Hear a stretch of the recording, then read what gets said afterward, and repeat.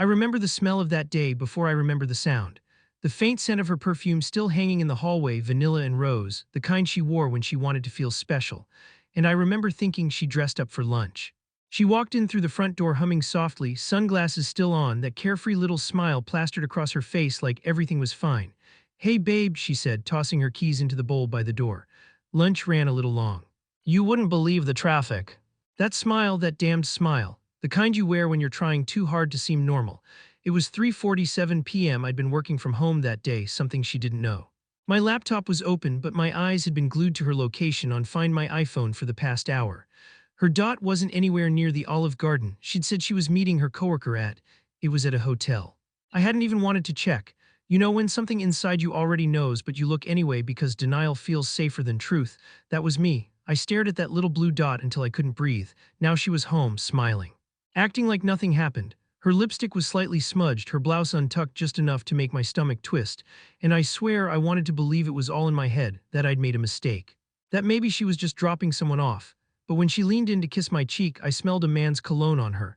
Something inside me snapped quietly, not in anger, not in rage. It was like a wire in my chest just went still. I asked, soft and careful, how was lunch? She froze just for a split second, not long enough for most people to notice, but I saw it. Then she smiled again. "Oh, you know, just gossip and carbs."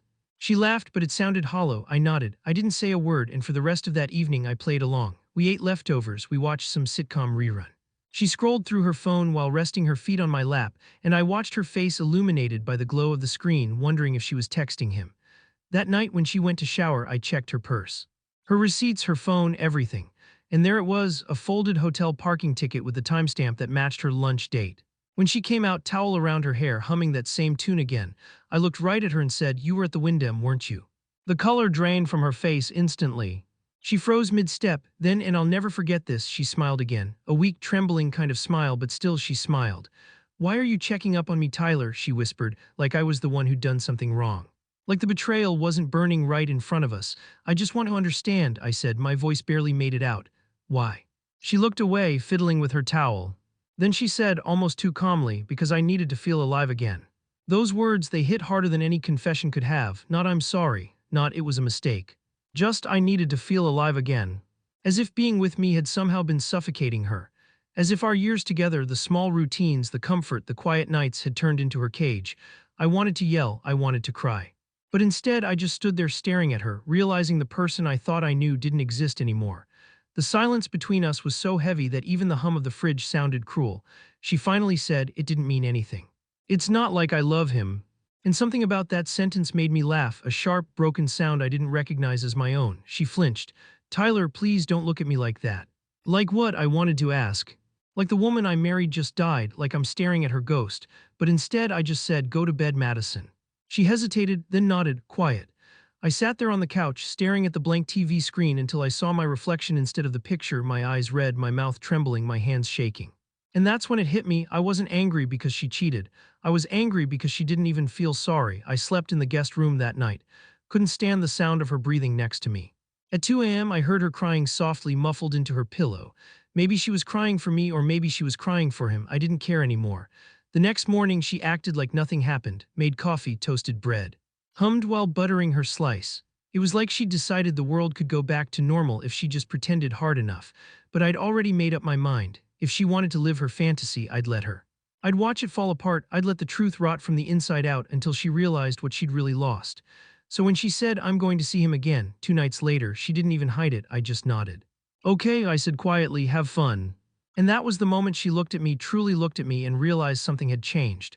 The desperation she expected wasn't there anymore. The begging, the pleading, just quiet resignation. And maybe that scared her. I watched her leave that night, dressed up again, smiling, and I remember thinking, let her go, let her see what she thinks she's missing. Because the version of me that would have fought for her died the moment she walked in smiling after that lunch date. The night she left, she didn't even pack much. Just a weekend bag, a few clothes, her charger, a hairbrush. She said it was temporary, that she just needed some space to think. But deep down I knew, when someone says they need space, what they really mean is, "I want to see if life feels better without you." She stood by the door, clutching that small bag, her eyes darting anywhere but at me. "I'll call," she said softly. "Don't," I replied. The words came out colder than I expected. She hesitated for a moment, then nodded, her lip trembling. "Okay." And then she was gone. The sound of the door clicking shut behind her was so final. I sat there staring at the doorknob, half expecting it to turn again. It didn't. The first few days were a blur. I kept expecting her to text, to say she missed me or that she made a mistake, or even just to ask if I'd eaten. But silence, not a word. I still went to work, came home, made dinner for one. The bed felt too big, the house too quiet. Even the air seemed heavier without her presence. There's something about missing someone who's still alive that feels worse than losing them altogether, because you know they could come back, they just won't. About a week later, curiosity won. I told myself I wasn't checking her social media to torture myself, just to understand. She'd posted a photo, nothing incriminating. Just a dinner plate, a glass of wine, the edge of someone's sleeve. But I knew that sleeve. It belonged to Ethan, a guy from her office. The same guy she once described as a harmless flirt. I remember sitting there, staring at the screen until my hand went numb around the phone. I zoomed in, pathetic, I know, trying to catch even a reflection in the wineglass, just to confirm what I already knew. It was him. He had that smug, polished look, always too confident, too smooth. The kind of guy who says the right things and laughs just a second too long. I never met him properly, but I'd seen enough to know his type. He was excitement wrapped in cologne and danger. He probably made her feel wanted in ways I forgot to, and that thought cut deeper than the betrayal itself. I wasn't angry at her anymore. I was angry at me for not noticing her drift away. For being too tired, too routine, too predictable. Love had become maintenance, not magic. And when love feels like maintenance, someone else's spark starts to look like salvation. Weeks went by. Friends tried to drag me out, but I couldn't stand the noise of bars or the fake cheerfulness of small talk. I stayed home, surrounded by the ghosts of our life together, the couch where she used to fall asleep, the coffee mugs we bought on our honeymoon, the framed photo on the hallway wall of us laughing in the rain. I didn't take it down, not yet, because taking it down would mean admitting it was over. One night I got a text from her, just 3 words, I miss you. It was 11:42 p.m. I stared at it for a long time before replying. Do you just miss what I gave you? She didn't respond. A few days later, she posted another photo. This time she wasn't hiding it. Her and Ethan smiling outside a cafe, his arm around her waist. She looked radiant, lighter, and I won't lie, it felt like someone punched me right in the chest. I had to remind myself that social media is a lie, a highlight reel, but even knowing that didn't help, she looked happy. Meanwhile, I couldn't even sleep through the night. Every noise in the house felt amplified, the ticking clock, the refrigerator's hum, the creak of the floorboards. I'd wake up at 3 a.m. and just sit on the edge of the bed, staring into the dark, asking myself how it all went so wrong. We were supposed to grow old together, argue about bills, complain about the neighbor's dog, and not fall apart over a hotel room and a lie. Then one morning something shifted. I woke up, looked around, and felt nothing. No anger. No grief, just emptiness, and strangely that emptiness felt like progress. I started going to the gym again, cooking real meals instead of frozen ones, talking to my sister more. I didn't tell anyone what happened. I couldn't handle the pity, but people could tell something was different. I'd lost weight, sure, but I'd also lost that desperate look I'd been wearing for weeks. Around that time, I got an email from a mutual friend. No words, just a screenshot, a message thread where Ethan had been texting another woman. Apparently, Madison wasn't the only one he was making feel alive. I didn't react.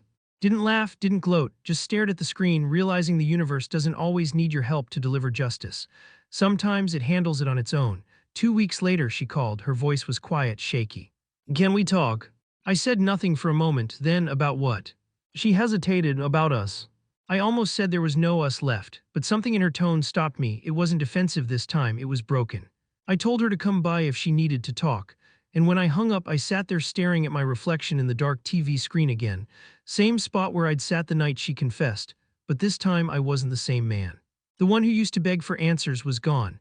The one who used to measure his worth by her affection, gone. All that was left was quiet acceptance, and maybe the faint curiosity of seeing how regret looks when it finally comes home. It was raining the night she came back. Not the soft, romantic kind of rain. This was heavy, cold, relentless.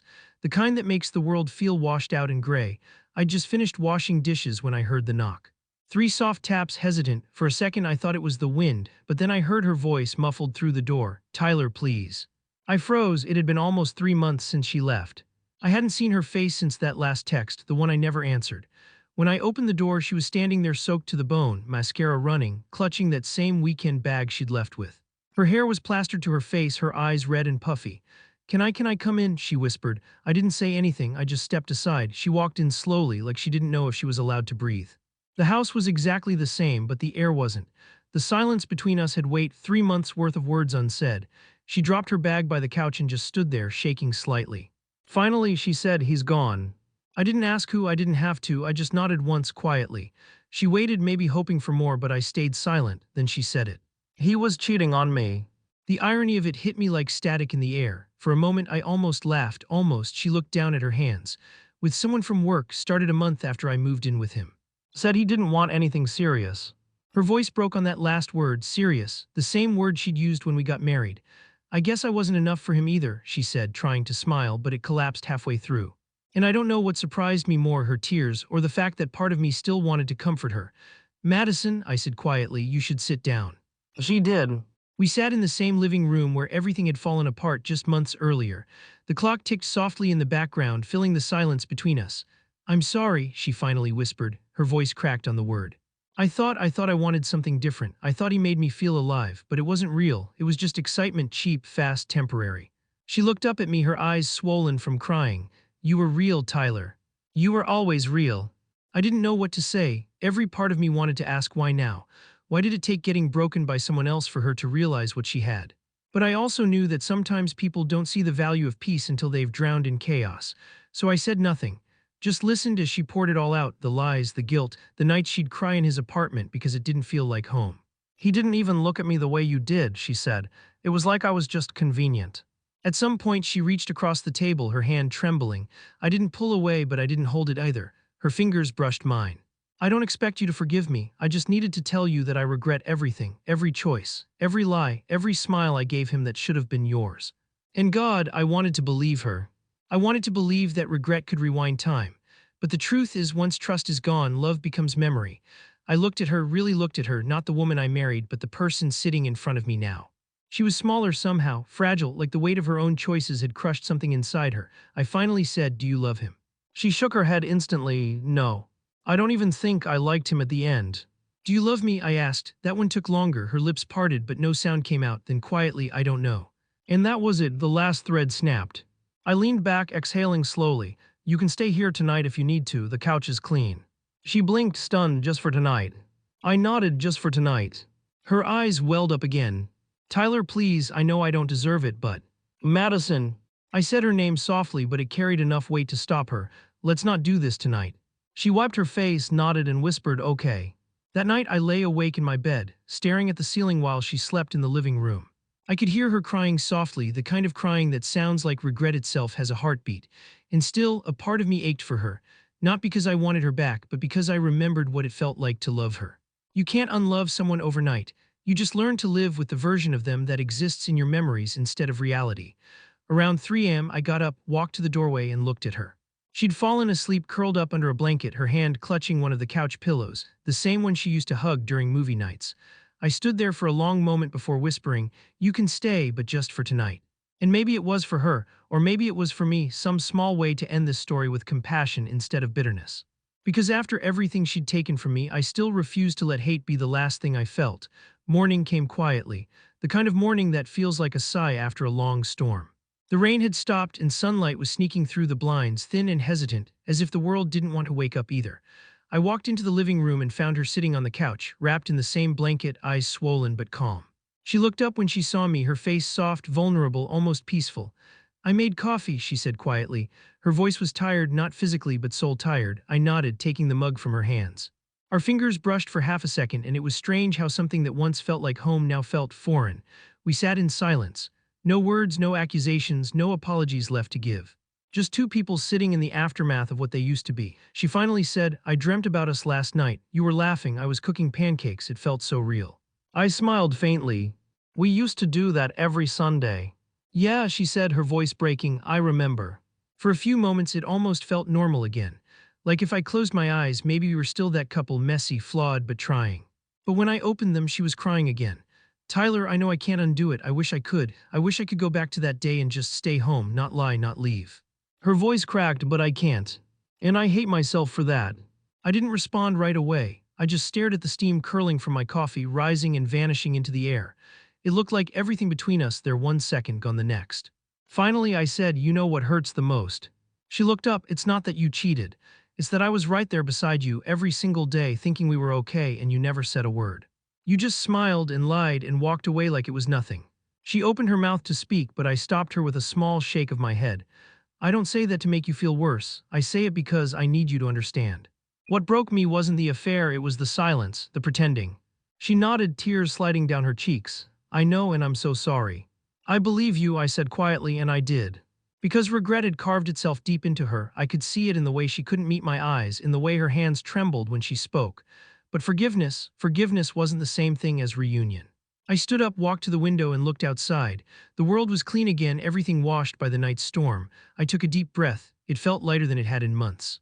I think, I said slowly, we both needed to break to see what we were made of. She looked at me, confused.